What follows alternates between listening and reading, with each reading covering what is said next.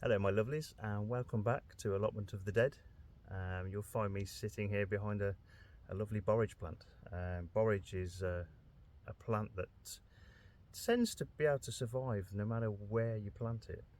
This one here has managed to self-seed itself in my footpath, which is pretty much membrane with some bark over the top of it. It's doing very well. Starflower is the other name for this plant. So starflower oil that potentially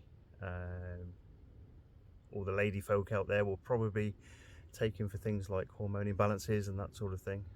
Not that they exist at all, and men really have got no business really in actually looking into those sort of things anyway. But starflower is the other name of this. So these are edible. As you can imagine, if you can take the oil out of it, you can also eat the flowers and also the leaves. The flowers taste a lot like cucumber, and they're quite sweet. And the reason being because these flowers are full of nectar. It's a plant that renews its nectar about every 2 to 5 minutes, which is a little bit different from the rest of the flower world, and it's usually around sort of 40-45 minutes to an hour to replenish each of their flowers. So this makes a really good source of food for the bees. And the other good thing about this plant is that you can grow it pretty much anywhere as a sacrificial plant.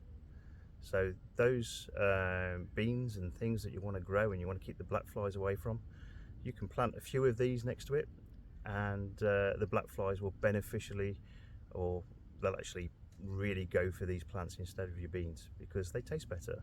They're a bit sweeter, full of nectar and full of sweet sap, so your beans will be left alone. The other good thing about this plant is that it's not just one colour. There's at least 2 varieties of this. I've only really seen 2, but I'll try and show you a white variety of this plant. So I'll switch around. I'm probably not going to get any better at this, but here we go.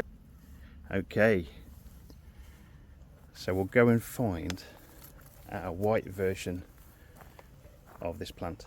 So there we see the white version of borage. There we go, it's focusing quite well now, and you see there it's that nice little star shape.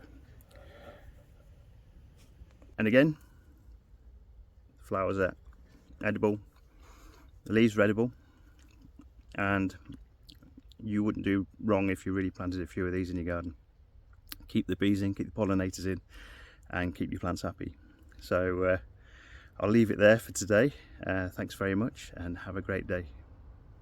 Bye bye.